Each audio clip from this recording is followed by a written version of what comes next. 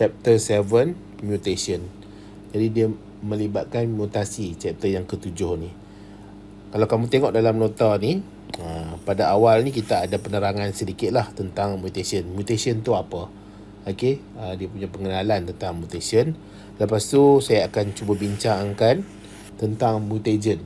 Jadi mutagen ni adalah faktor ataupun agent yang menyebabkan mutasi itu berlaku atau mutation tu berlaku. Kemudian kita ada category of the mutation. Kita ada spontaneous mutation, induced mutation. Seterusnya mutation tu boleh berlaku di mana? Dia boleh berlaku di somatic cell dan germ cell. Ya. Dan akhir sekali, ini yang antara yang paling besar sekali, kita ada jenis mutation. Jenis mutation ni terbahagi kepada dua. Yang pertama adalah gene mutation. Yang kedua adalah chromosomal mutation. Okey, untuk yang gene mutation ni, jenis dia kita ada base substitution, base inversion, base insertion, base deletion. Manakala bagi chromosomal mutation ni kita ada chromosomal aberration, chromosomal number, change in chromosomal number. Jadi ini sajalah yang ada dalam bab yang ke-7 ni, yang melibatkan mutation. Jadi kalau kamu nampak nota yang saya guna ni, kalau kamu berminat nak dapatkan, kamu boleh mesej lah nombor ni ya. 33837470. Okey. Jangan risaulah, boleh mesej saja. WhatsApp lah ya, WhatsApp. Kalau Telegram dengan call ni saya selalu tak reply atau tak angkat. Kalau WhatsApp ni insya-Allah saya akan reply lah secepat yang mungkin. Jangan risau, tak beli pun tak apa. Ya, mungkinlah nota tu kamu rasa agak mahal sikit. Tapi saya tak buat buku ni dalam kuantiti yang besar, hantar kedai ke apa ke, tak ada. Ni semua print kat rumah saja. Jadi kos dia tu agak tinggi. Tapi tak upaya lah ya. Okey, kita masuk apa yang ada di dalam nota ni. Okey, kita tengok pada yang atas ni dulu. Mutation is a sudden permanent change in genetic material of organism. Nampak tak ada perkataan sudden permanent change. Okey, sudden permanent change. Jadi maksudnya dia ada perubahan secara kekal bagi genetic material. Genetic material ni dia melibatkan kromosom lah. Besar sangat pula dah. Ya, dia melibatkan kromosom ataupun dia melibatkan gene, iaitu struktur genetik itu ataupun bahan genetik itu bagi organism. Mutation ni involve change in dia melibatkan perubahan kepada kromosom structure. Okey, struktur kromosom tu. Ya, struktur kromosom. Kemudian kromosom number. Jadi bilangan kromosom tu. Jadi kalau macam manusia 46 kromosom, kemungkinan berlaku pengurangan bilangan kromosom jadi 45, atau berlaku penambahan ke jadi 47. Kemudian dia melibatkan perubahan kepada gene structure. Struktur gene tu dia berlaku sesuatu perubahan. Sama ada dia hilang ke, dia bertambah ke, dia berganda ke, ya. Jadi ada sesuatu yang berlaku lah. Dan benda-benda ni tak boleh berlaku dalam tubuh badan kita. Kurang pun tak boleh, lebih pun tak boleh. Semua tu dia akan ganggu proses-proses fisiologi yang ada di dalam badan. Okey, mutation cause change organism characteristic. Jadi mutation ni boleh menyebabkan perubahan kepada ciri-ciri bagi organisma tu. Jadi contohnya ciri dia sepatutnya ada kulit. Disebabkan ada sesuatu berlaku dekat kromosom dia ada atau dekat gene dia, kulit dia tak boleh nak terbentuk dengan normal.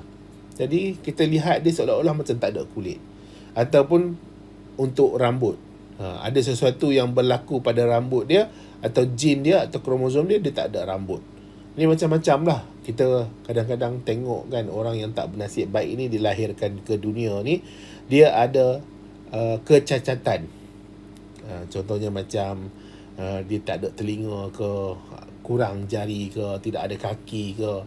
Jadi semua tu nak tak nak dia adalah kesan daripada mutation.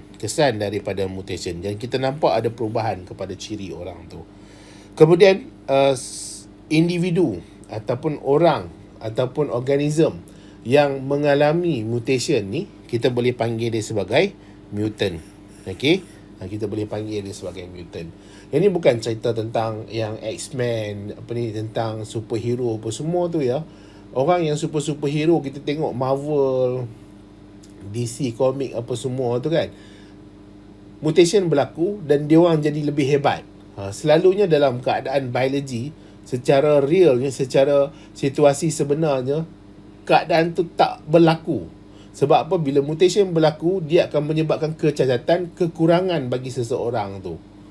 Jadi dia kurang, dia tak ada jadi kelebihan bagi orang tu. Kalau contohnya macam hilang satu kaki sebabkan mutation, takkanlah dia lebih berbanding orang lain. Dia kecacatan, kecacatan. Dia tak macam yang dalam cerita-cerita movie itulah ya. Tiba-tiba dia boleh keluar api dekat mata dia. Dia boleh panggil angin apa semua tu kan. Tak bolehlah keluar apa ni tulang besi kan. Tak ada lah ya. Mutation dia tak boleh menyebabkan tu. Contohnya macam Spider-Man. Tiba-tiba dia ada keupayaan macam laba-laba. Tak ada. Benda tu tak berlaku ya. Tak berlaku dalam kehidupan yang betul ni. Jadi mutation ni kebanyakan dia akan memberi keburukan. Ialah ada kes-kes tertentu di mana mutation tu dia menambah baik organism tu, ada ya, tetapi kebanyakan dia akan menyebabkan kekurangan. Jadi bila sebut tentang mutant, individual exhibiting change caused by the mutation. Jadi individual tu yang mengalami perubahan disebabkan oleh mutation. Dan kita pergi kepada mutagen. Jadi mutagen ni apa? Is agent or substance.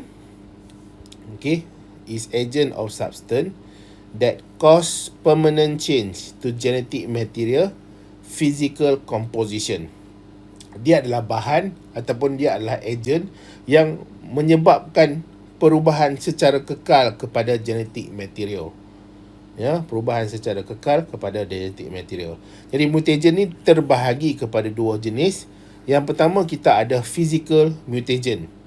Physical mutagen, contohnya macam yang X-ray ray ni lah.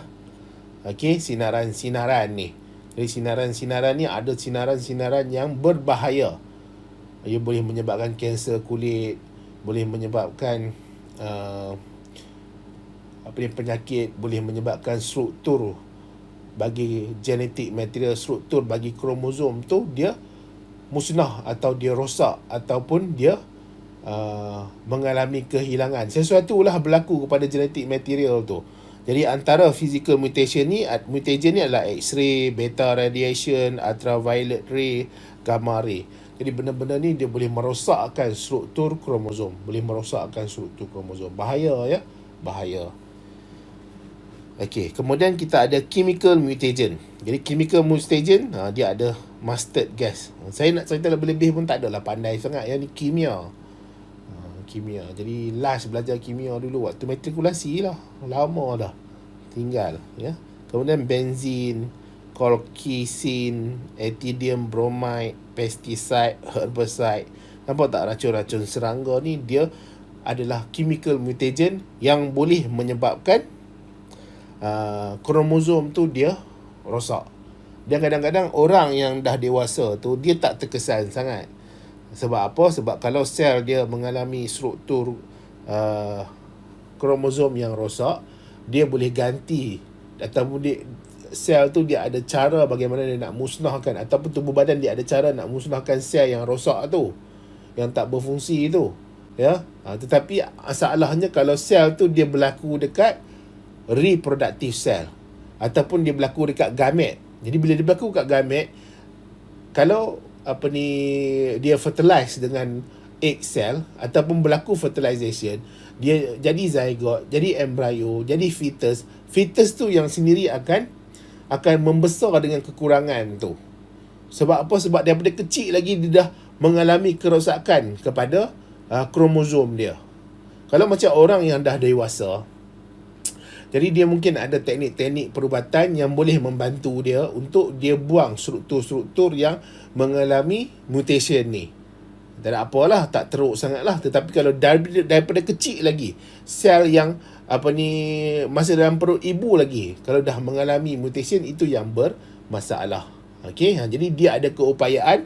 Sebagai contoh ni, pesticide apa semua ni untuk ganggu proses meiosis, untuk ganggu proses spermatogenesis, oogenesis, gametogenesis, sehinggalah dia boleh menyebabkan bayi yang lahir tu mengalami kekurangan. Sebagai contoh, kalau tak salah saya dulu ada cerita tentang Agent Orange. Agent Orange ni adalah pesticide di mana tentera US dia sembuhkan Agent Orange ni, Orange Agent ni, dekat hutan di Vietnam semasa perang Vietnam, 1960 1970 macam tu lah, perang Vietnam dengan US. Waktu tu dia ada yang melibatkan Vietcong apa semua tu. Jadi bila dia guna Agent Orange ni, semata-mata nak memusnah, nak membunuh tentera-tentera Vietnam waktu tu lah. Tentera Vietcong kalau tak salah, nak bunuh tentera-tentera komunis Vietnam ni. Jadi bila ada orang yang tak mati, tapi masalahnya Agent Orange tu dia pergi serang sistem pembiakan yang menyebabkan anak-anak dia orang nanti lahir cacat. Ada yang tak ada tangan, ada tak ada kaki, ada yang lahir mati, ya. Dipanggil waktu tu bila ada kelahiran tu dipanggil funny child, ya. Itu antara sejarah sikitlah penggunaan senjata kimia. Okey, seterusnya kita nak pergi kepada kategori of the mutation.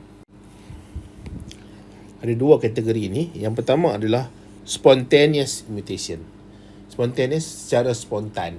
Okey, secara spontan.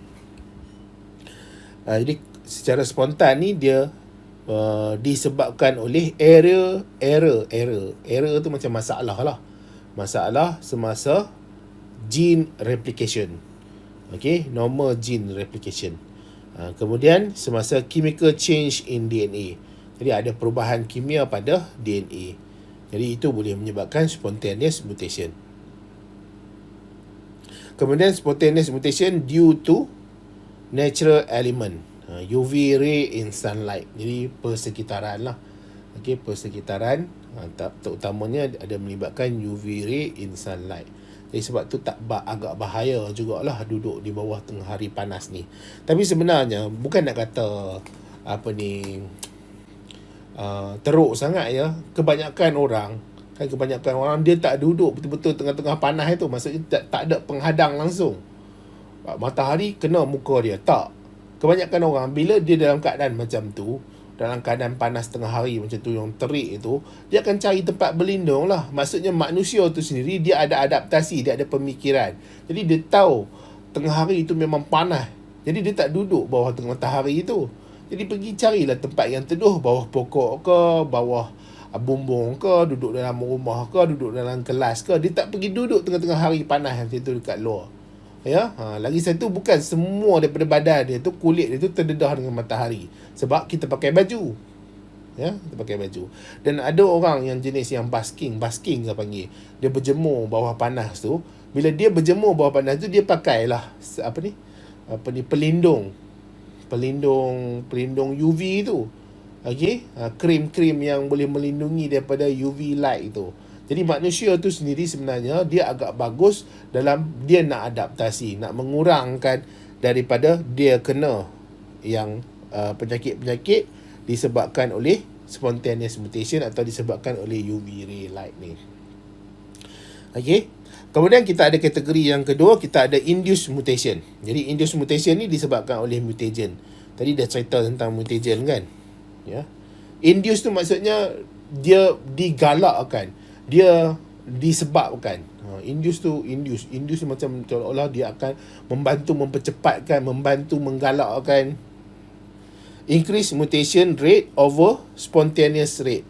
Jadi yang ni akan increase, mutation rate tu akan increase. Sebab apa? Sebab dia terdedah dalam kuantiti yang agak banyak dan dia lagi memberi kesan yang sangat besar terhadap aktiviti kromosom. Okey, aktiviti kromosom.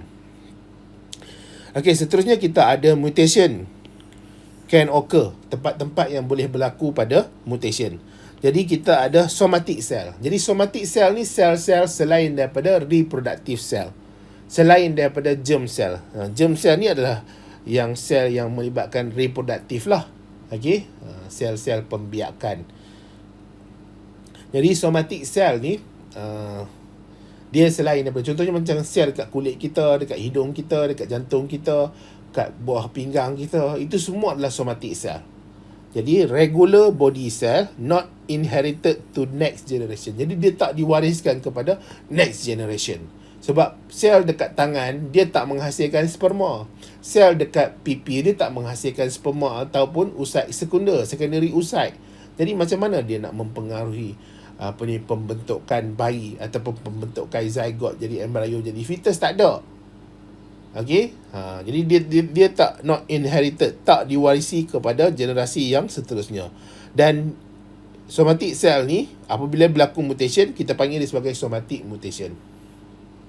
Jadi boleh berlaku ya, banyak kes-kes dalam dunia ni yang kita lihat agak kritikal, agak teruk mutation. Jadi sampai satu tahap radiasi yang terdedah dengan dia tu menyebabkan sel dia tu sendiri pecah. Sel ni pecah, kulit daging demaging ni dia pecah, dia cair. Macam ada berlaku pada 1980 lebih saya. Dia ada di Rusia, ya. Di Rusia berlaku pecahnya nuclear reactor. Bila pecahnya nuclear reactor tu, bebaslah radiation tu. Bila bebas radiation tu terkenal boleh mencairkan daging-daging demaging ni, tisu-tisu yang ada ni, dan pastinya dia boleh merosakkan kromosom. Dekat Jepun pun ada kes yang sama juga, nuclear reactor tu dia pecah dan menyebabkan orang yang kena ataupun terdedah dengan kadar nuklear yang sangat-sangat, kadar radiation yang sangat-sangat banyak ni, sel-sel daging-daging dia mencair sendiri. Okey, dia tak mampu lagi dah nak untuk baik pulih, untuk elokkan balik diri dia. Even orang yang kerja X-ray dekat hospital pun dia ada kad kalau tak salah saya.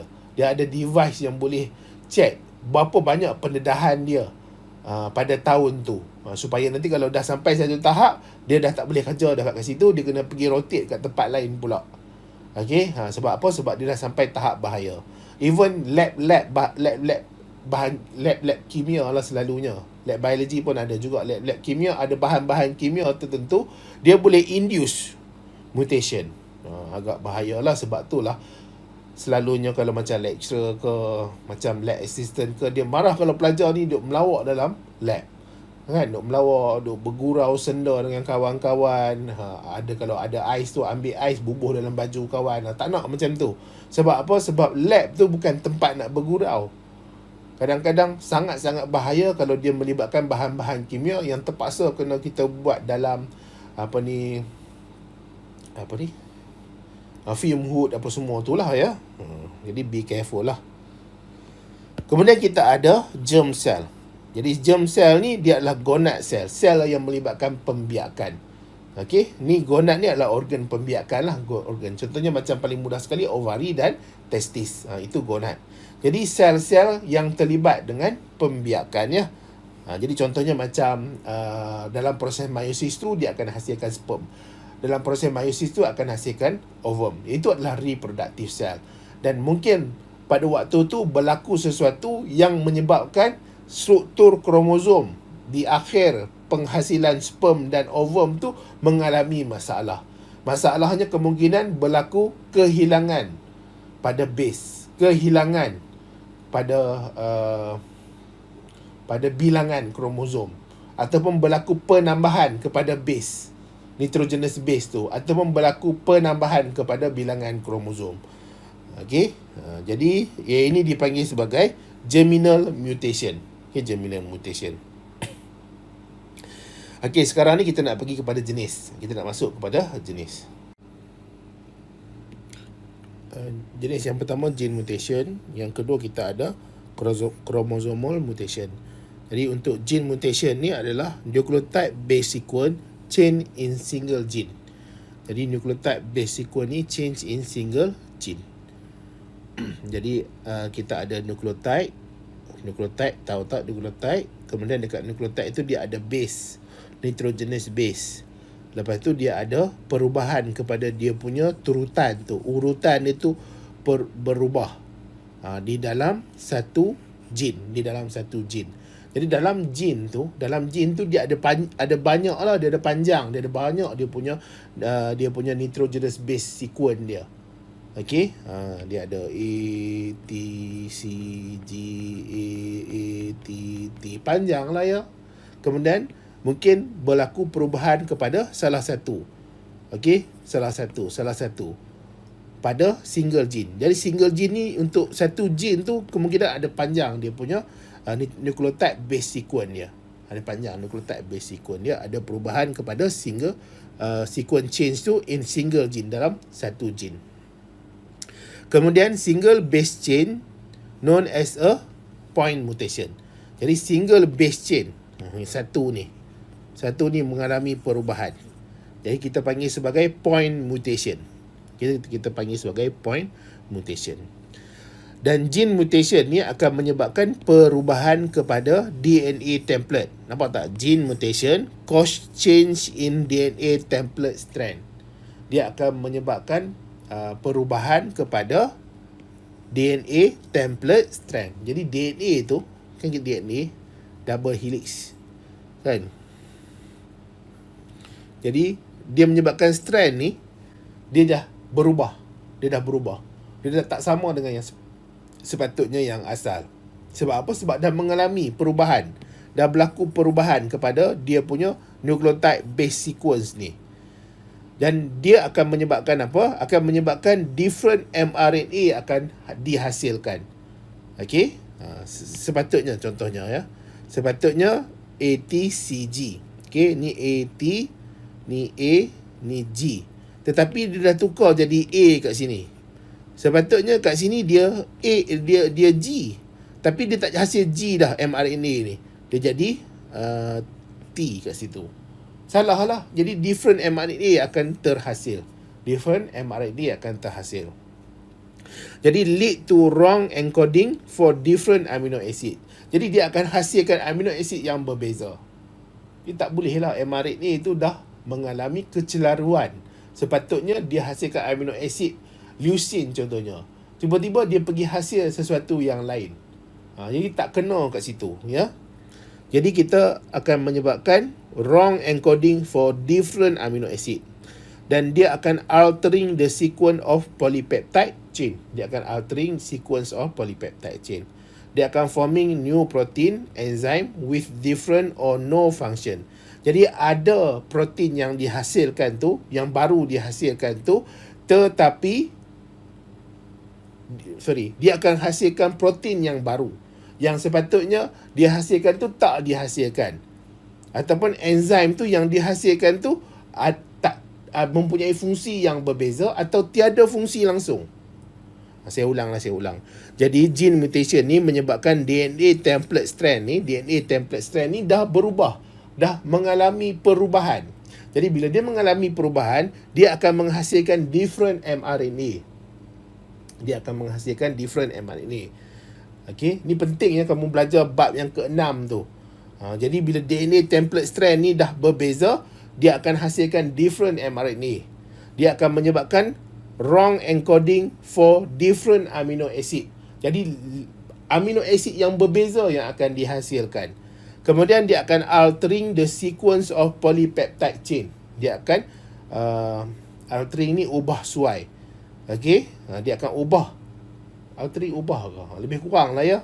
Nak cari bahasa Melayu ni kadang susah sikit. Sequence of polypeptide chain forming new protein. Jadi dia akan menghasilkan new protein ataupun dia hasilkan enzim yang mempunyai fungsi yang lain atau tak ada fungsi langsung.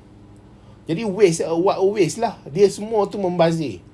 Ataupun kalau enzim tu sangat-sangat penting dalam tubuh badan, bila tubuh badan tak dapat hasilkan enzim tu, dia akan menyebabkan penyakit. Dia akan menyebabkan penyakit. Penyakit ni maksudnya gangguan pada sistem dalam badan, menyebabkan orang tu tak boleh menjalankan kehidupan yang normal, kehidupan yang sihat sehari-hari lah ya. Okey, sekarang ni kita pergi kepada jenis Okay, type of gene mutation. Kita pergi yang pertama dulu, base substitution. Untuk base substitution ni saya nak terang yang ni dulu sebelum saya masuk yang dalam ni lah. Okay, kita tengok yang dalam ni. Sebab dia melibatkan base substitution yang ada DNA sequence, mRNA sequence, protein. Okay. Okay, untuk base substitution ni dia ada normal cell. Sel yang sihat lah, yang tak ada masalah. Lepas tu kita ada DNA sequence. DNA sequence ni DNA yang ada dekat kromosom tu. Okey, akan berlaku sesuatu dalam proses penghasilan mRNA. Jadi proses dia adalah DNA transcription lah. Dia akan berlaku DNA transcription yang akan menyebabkan penghasilan mRNA. Urutan mRNA ni. Kemudian mRNA ni akan keluar daripada nukleus, akan pergi ke ribosom.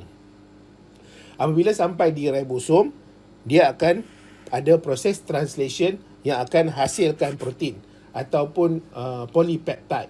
Dia akan hasilkan protein atau polypeptide yang terdiri daripada gabungan cantuman ikatan antara amino asid dengan amino asid yang lain. Okey, ikatan amino asid dengan amino asid yang lain. Jadi itu yang normal berlaku. Tapi masalahnya sekarang ni kita cerita tentang mutation. Jadi bila mutation, dia ada sesuatu yang berlaku yang menyebabkan sepatutnya ikatan yang macam ni yang dihasilkan, tetapi dia tak dapat hasilkan ikatan yang macam ni sebab ada proses yang mengganggu. Okey, kita tengok ya. Kita tengok dulu untuk DNA sequence ni. Kita ada T, kita ada G, kita ada A.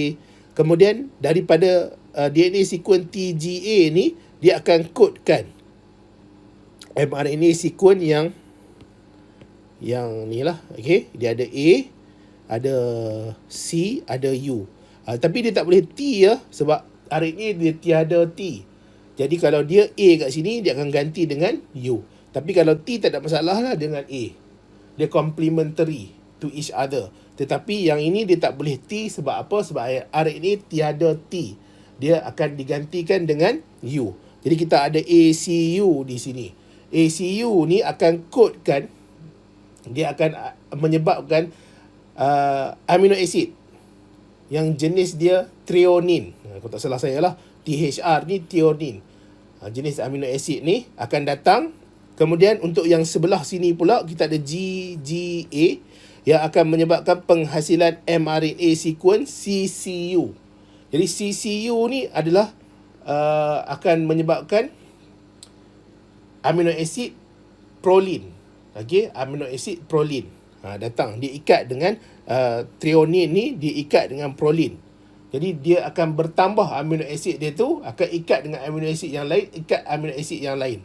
Okey, kemudian CTC ni dia akan kodekan, dia akan menyebabkan penghasilan mRNA sequence GAG. GAG. Dan GAG ni dia akan kodekan glutamic acid. Okey, amino acid glutamic acid.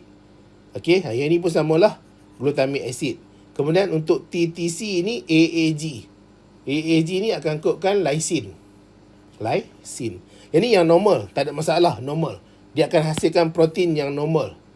Amino acid ikat dengan amino acid yang lain, ikat dengan amino acid yang lain. Hasil daripada mRNA sequence ni yang akan berlaku protein translation lah.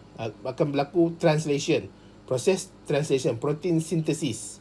Kemudian yang atas ni adalah DNA transcription. Boleh ya? Jadi yang ni yang normal cell. Kemudian kalau berlaku base substitution, ni base substitution. Maksudnya base yang ada ni akan diganti dengan yang lain. Akan diganti dengan yang lain. Okay, diganti dengan yang lain. Jadi dekat sini apa yang berlaku? Asalnya dia adalah T. Tetapi ada sesuatu yang berlaku yang menyebabkan T itu diganti dengan A. Jadi bila T itu diganti dengan A, dia akan menyebabkan GUG. mRNA yang terhasil itu adalah GUG.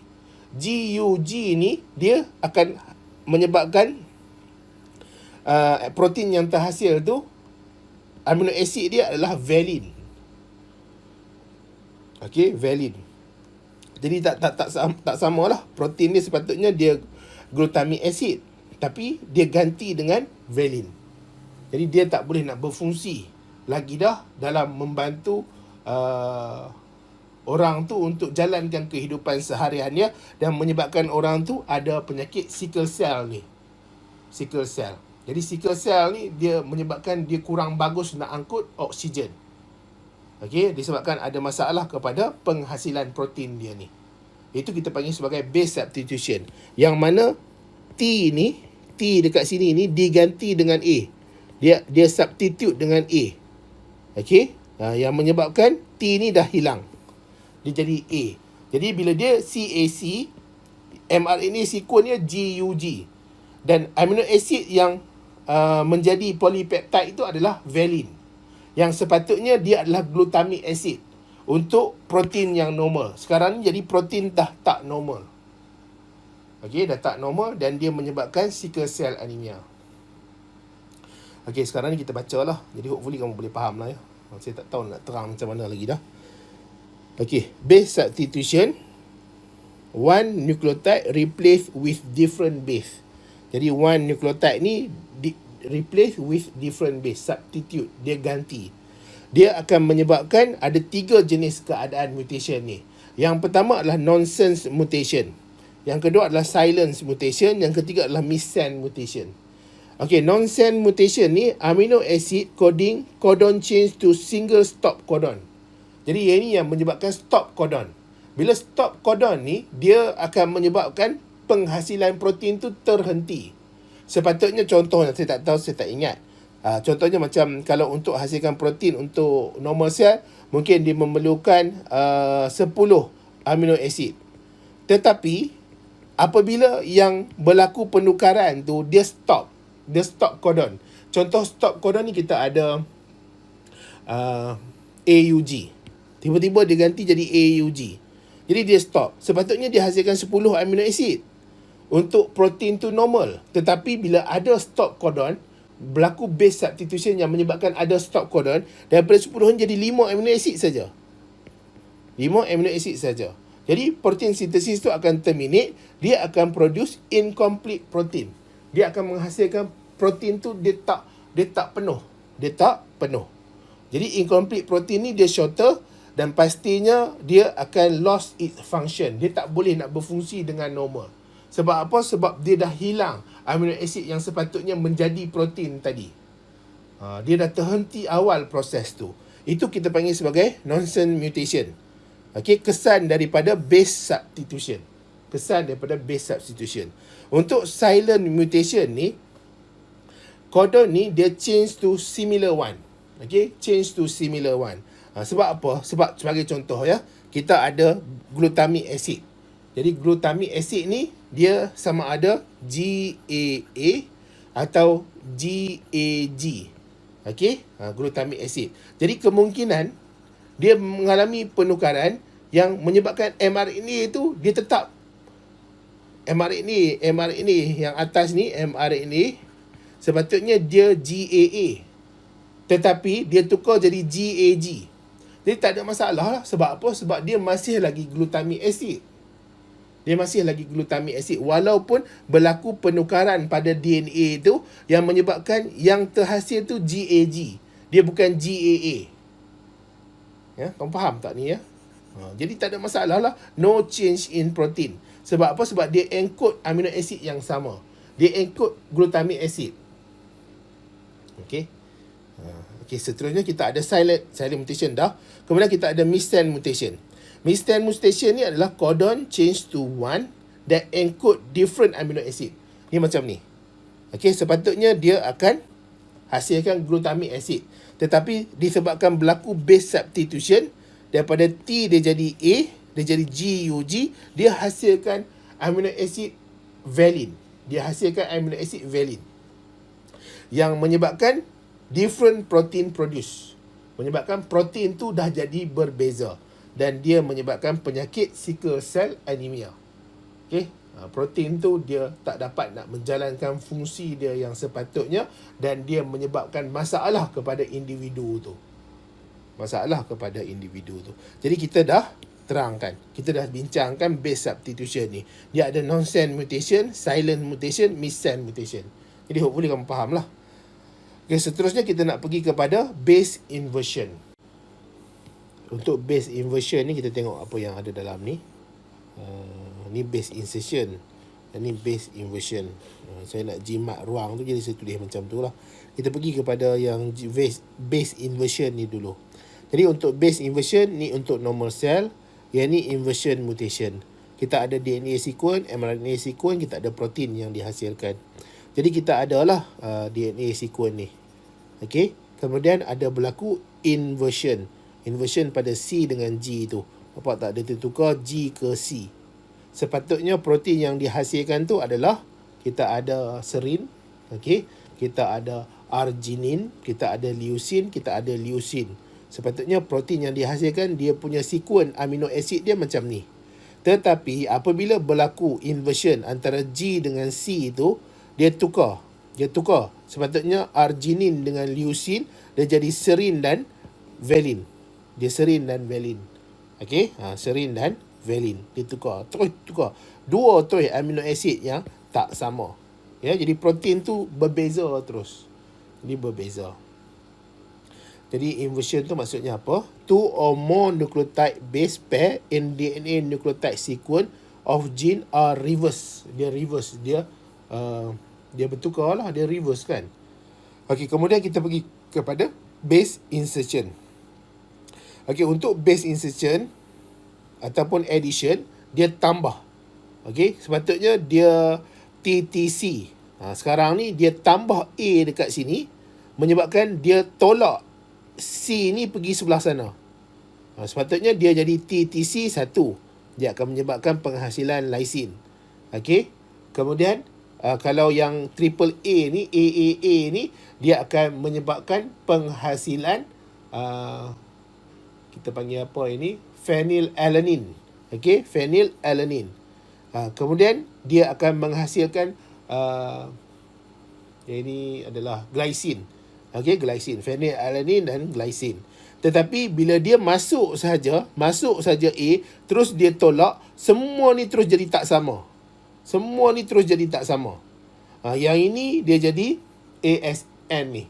Okey, iaitu asparagine. Jadi valine. Kemudian TRP ni tryptophan. Dia tak sama dengan yang atas lagi dah. Okey, terus tukar. Terus maksudnya akan ada masalah dari start daripada sini sehinggalah ke hujung sana. Ya, dia sebab apa? Sebab dia insert. Kalau macam ni, dia tukar, yang ni masih sama lagi, yang ni masih sama lagi. Okey, kalau macam yang ini iaitu substitution, dia substitute, yang ini saja masalah, tetapi yang ini dia terus sehingga ke hujung sekali. Ya, insertion ataupun addition. Jadi base insertion, addition of extra nucleotide base pair into DNA nucleotide sequence, yang boleh menyebabkan frame shift mutation yang saya cakap tadi. Bila dia masuk saja, dia terus shift, frame shift pergi ke sebelah sana. Dan protein amino acid yang terhasil ni semua jadi tak sama. Okay, semua jadi tak sama. Dia frame shift mutation. Dia akan memberi kesan yang sangat teruk. Dia alter all amino acid. Kemudian dia akan synthesize non-functional protein. Jadi insertion dengan addition ni akan menyebabkan frame shift mutation. Terus yang sebelah-sebelah sana tu tak sama. Okey. Kemudian kita ada base deletion. Jadi delete je ya. Base deletion yang ini. Jadi maksudnya akan berlaku deletion dekat sini. Dia terus ke sebelah sana. Okey. Ni hilang.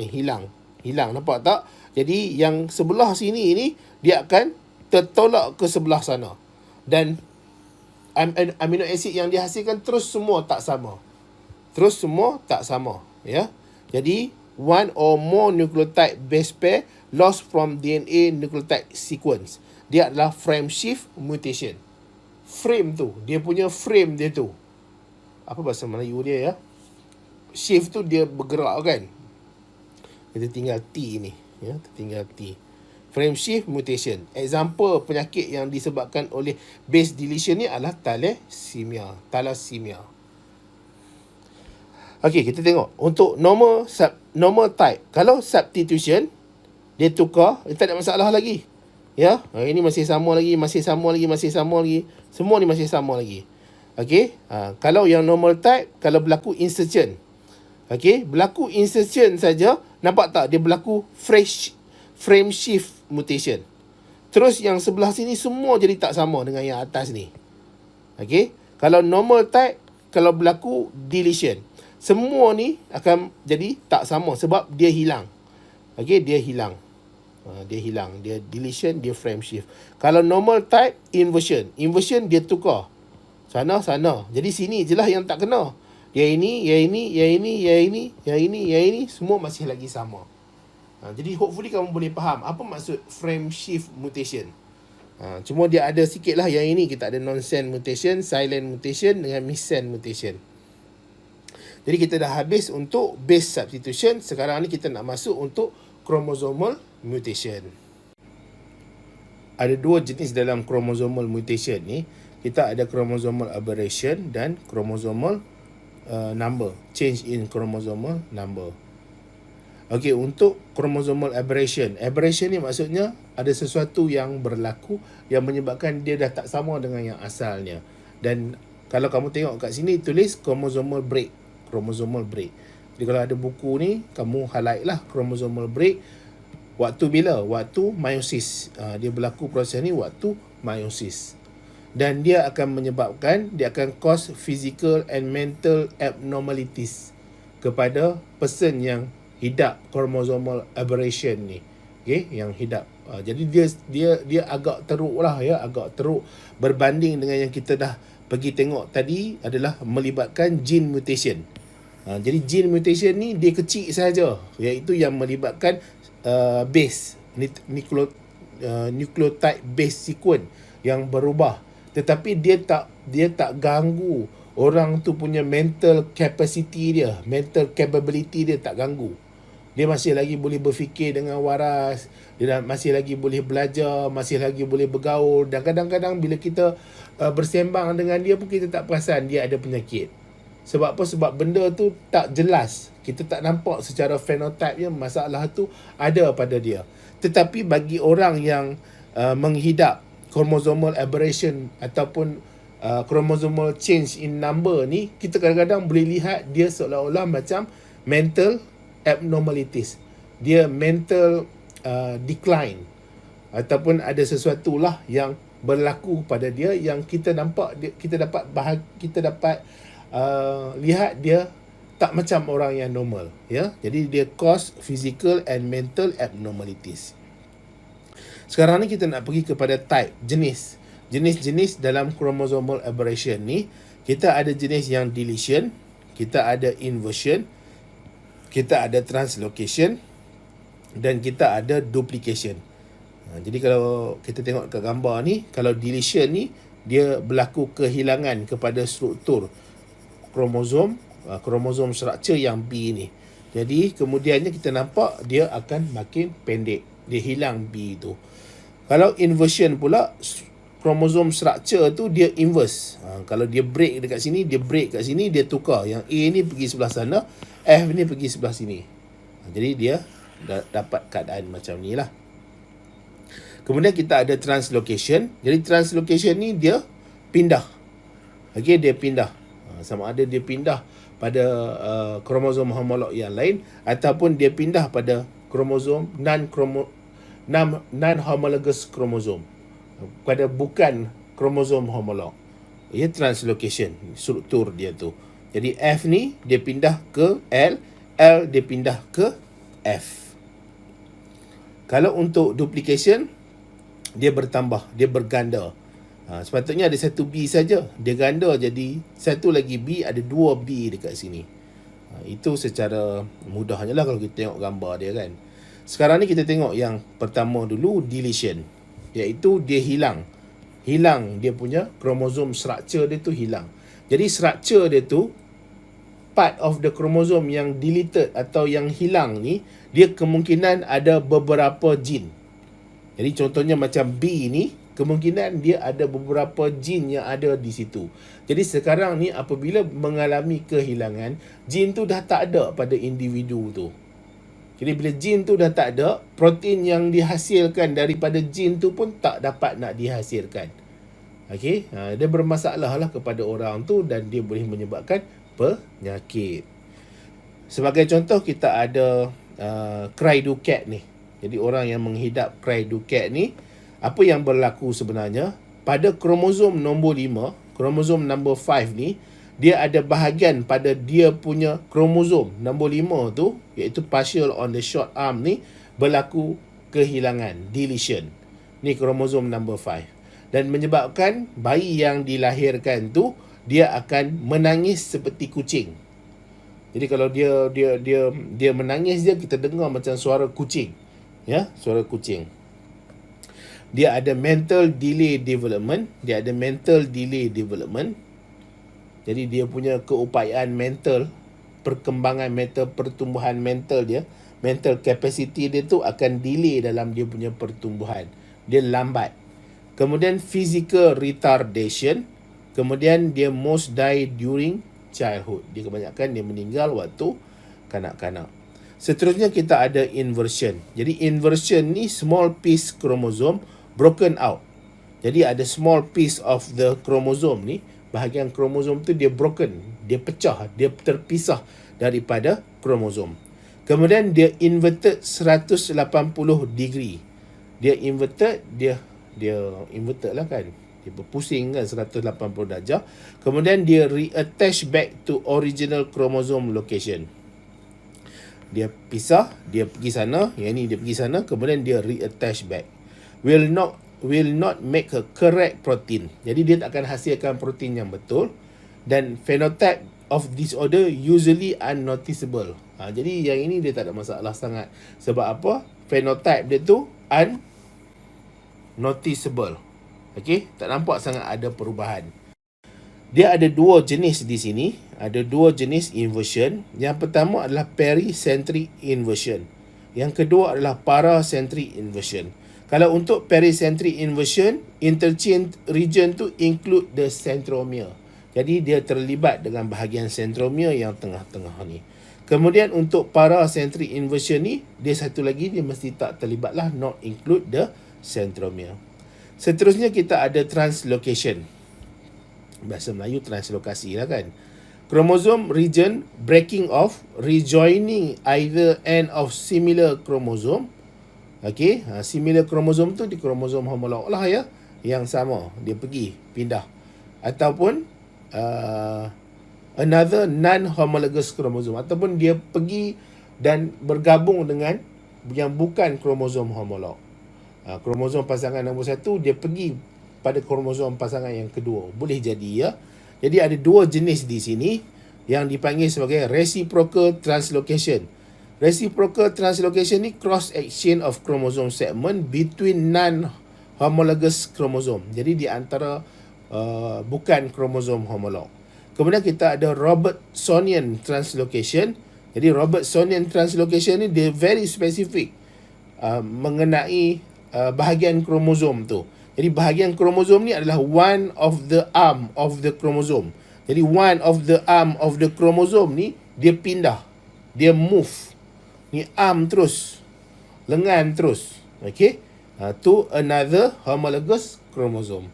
Jadi kita ada dua dekat sini, reciprocal translocation, Robertsonian translocation. Seterusnya kita ada duplication.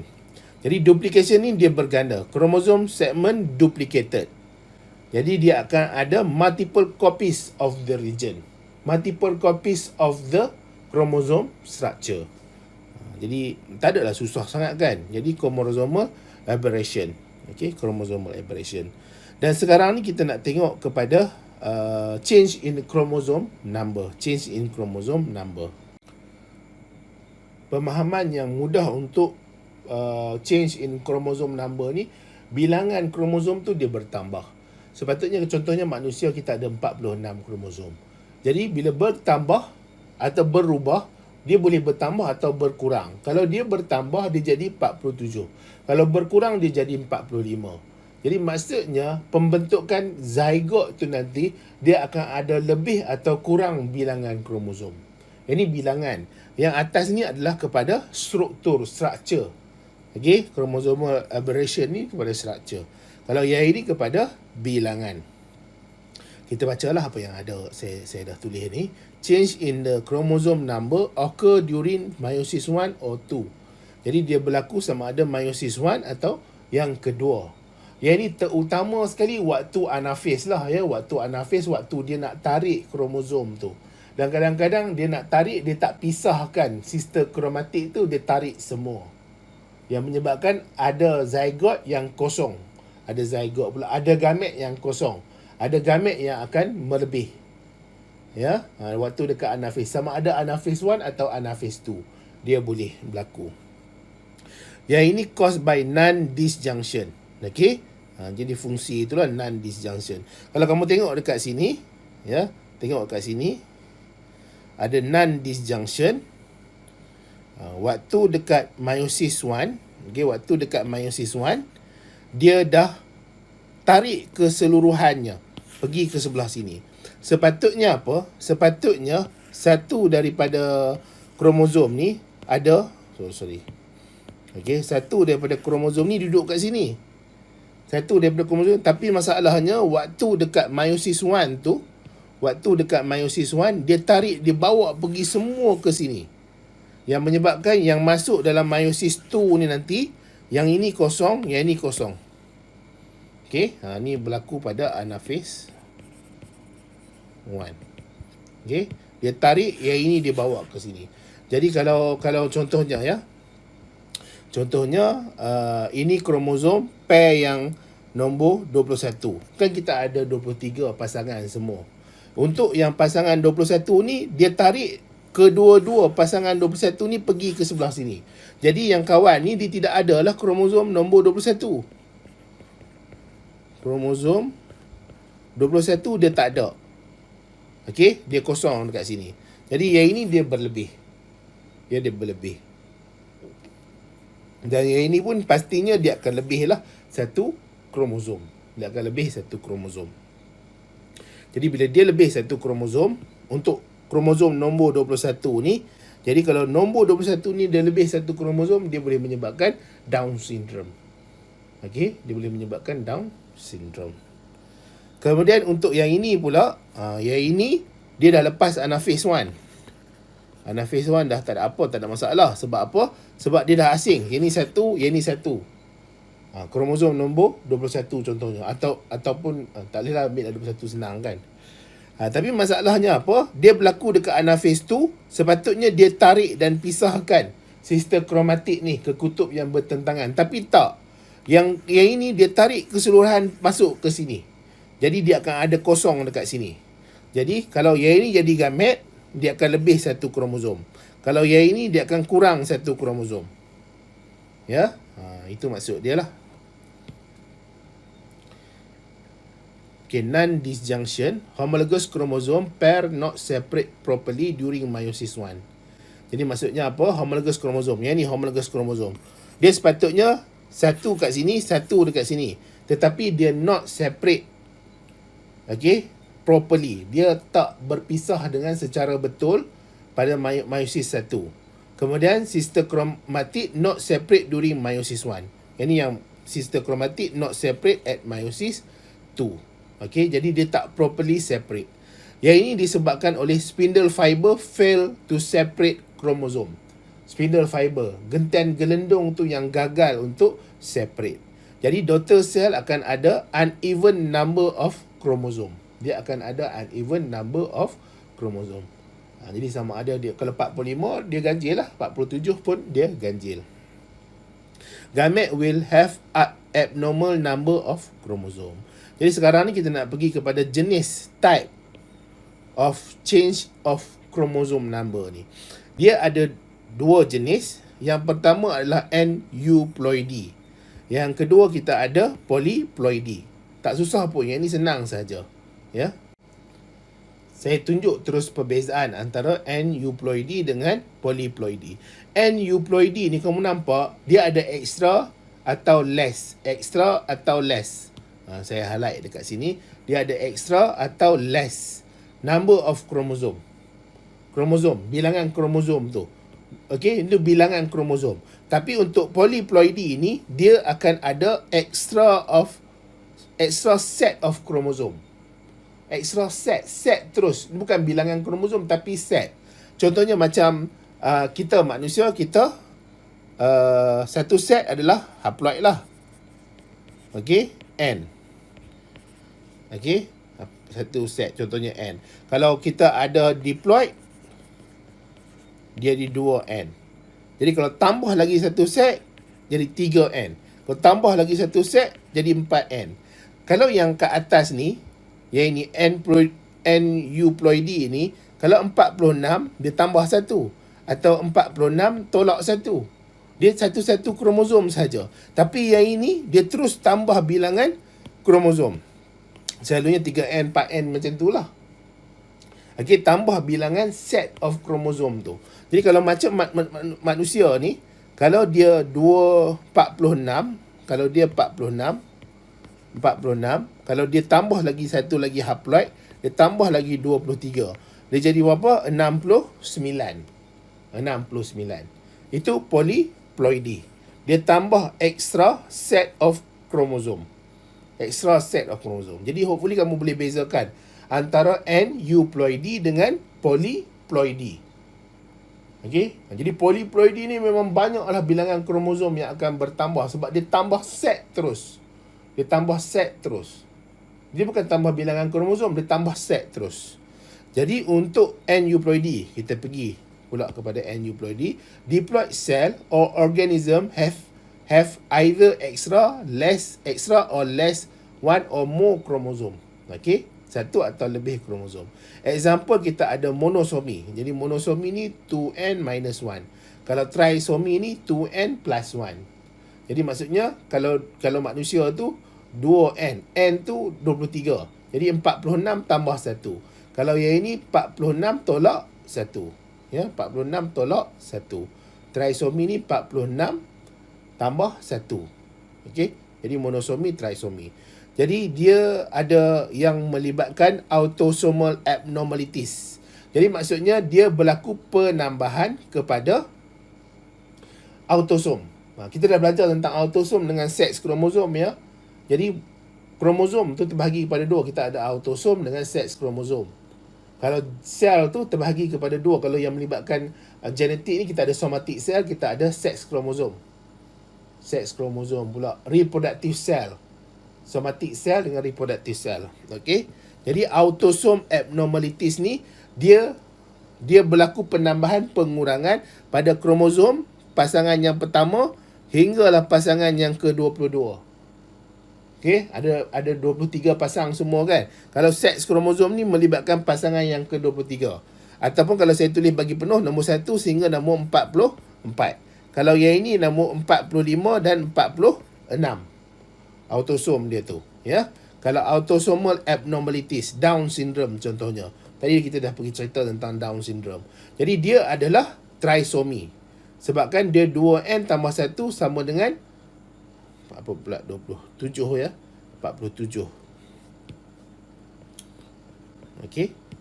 Jadi 3 chromosome on number 21. 3 chromosome on number 21. Boleh tak? Ya. Jadi karakteristik dia slant eyes, mata dia sepet, flat nose, protruding tongue. Flat nose tu hidung lepeh lah kan. Protruding lidah terjelih. Broad forehead, mental retard. Nah, tahulah biasa kadang-kadang selalu kita nampak orang yang Down syndrome ni. Kemudian ada yang Patau syndrome, Edward syndrome. Ini kamu cari sendirilah. Ya, Patau syndrome dengan Edward syndrome. Kemudian ada yang melibatkan sex chromosome abnormalities. Contohnya kita ada Klinefelter syndrome. Jadi Klinefelter syndrome ni 44 tambah XXY. 44 ni autosom lah. Cuma dekat sex kromosom dia ni ada tambah satu. Sama ada ditambah dekat X atau ditambah dekat Y. Okey? Ditambah dekat X ataupun ditambah dekat Y. Karakteristik dia lelaki. Okey, dia lelaki tapi dia ada small testis, fail to produce sperm, sterile man, sterile. Voice chest similar to woman, long leg and hand. Kemudian kita ada Jacob syndrome. Jadi Jacob syndrome dia lebih Y. Tadi yang ini lebih X, yang ni dia lebih Y. Jadi kalau lebih Y, dia lelaki lah. Taller than normal, pimple problem. Dia masalah jerawat kan. Slow acquiring speech, learning disability, weak muscle. Ya. Kemudian ada Turner syndrome. Turner syndrome ni sepatutnya dia XX atau XY. Tetapi dia hilang. Sama ada dia hilang X atau dia hilang Y. Kosong. Dia jadi 45 sahaja. Kalau yang ini 47. Yang ini 47. Yang atas ni 47. Tapi untuk Turner syndrome ni dia kurang. Jadi dia adalah woman. Tapi dia sterile. Dia mandul. Lack secondary female characteristic. Dia kurang lah ciri-ciri perempuan, ciri-ciri sekunder bagi perempuan, ya. Underdeveloped breast and ovaries, web-like neck. Okey, kemudian low IQ. Jadi itu adalah untuk aneuploidy. Jadi hopefully kamu faham aneuploidy itu apa beza dengan polyploidy. Barulah kita masuk kepada polyploidy. Polyploidy saya baca lah ya. Present of extra set. Ni, penting ni extra set. Extra set. Tukar lain tengok. Extra set. Kalau ada nota ni kamu boleh highlight lah yang mana kamu nak highlight kan. Rare in animal but still can be found in insect. Jadi dia jarang dijumpai dekat haiwan tetapi boleh dijumpai dekat insect, fish and amphibian. Method in naming tu kita ada contohnya. Kalau haploid kurang lah. Okey, kalau diploid tu biasa, dia ada triploid, tetraploid, pentaploid. Jadi dia ada extra set of chromosome. Jadi common in plant because less sensitive to sex determination and capable of self-fertilization. Jadi tak ada masalah untuk plant. Sebab apa? Sebab dia tak sensitif sangat plant ni. Okey, sebab untuk sex determination ni. Sebab kadang-kadang satu tumbuhan tu dia ada dua-dua organ pembiakan. Kemudian plant tu sendiri dia boleh menjalankan self-fertilization. Okey, dia boleh berlaku pendembungaan pada pokok yang sama atau pada bunga yang sama. Jadi bunga tu dia ada anther, di bunga tu juga dia ada stigma atau ovary. Jadi polyploid plant usually more resistant to pest and disease. Jadi kalau plant tu dia resistant to pest and disease, stronger than diploid organism. Dia lebih kuat daripada diploid organism. Jadi apa penyebab polyploidy ni? Apa penyebab? Caused by fault at meiosis that result gamete having two set of chromosome or none. Jadi dia ada gamete tu ada two set of chromosome atau tak ada langsung. Jadi maksudnya pembentukan gamete tu dia bermasalah. Okey, terutama sekali pada proses meiosis tu. After fertilization, a fault in mitosis could result in chromosome doubling. Jadi dia boleh juga berlaku pada proses mitosis. Kemudian kita ada autopolyploidy. Jadi autopolyploidy ini organism or cell having more than two set of chromosome derived from single species. Colchicine inhibit spindle formation during meiosis resulting in diploid gamete. Each chromosome are fertile. Can arise from somatic doubling chromosome fuse of reduced unreduced gamete. Jadi dalam polyploidy ni pula ada dua jenis ni, iaitu autopolyploidy. Okey. Jadi yang ini organism or cell having more than two set of chromosome derived from one single species. Yang ini dia datang daripada satu single species. Okey, datang daripada satu single species. Kalau allopolyploidy ni organism of cell having more than two set chromosome derived from different species.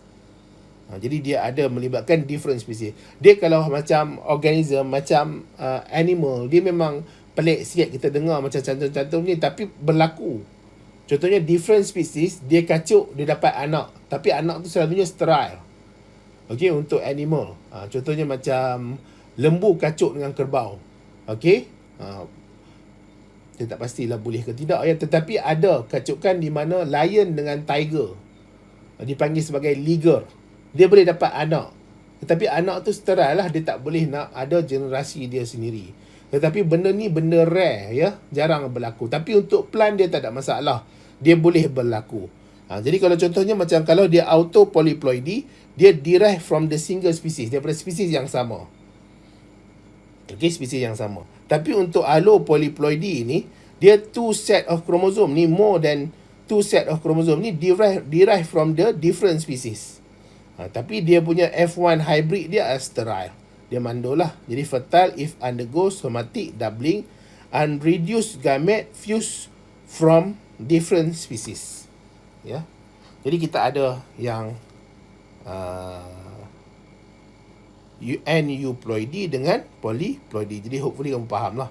Saya nak terang lebih-lebih lanjut pun kadang-kadang maklumat tu kita tak ingat dah ya, lama dah tinggal ya. Hopefully at least yang basic-basic tu saya dah terang kepada kamu lah. Jadi habislah kita punya bab ni, chapter 7 untuk mutation, dan kita akan masuk kepada bab yang ke-8. Okey, bab yang ke-8, recombinant DNA technology.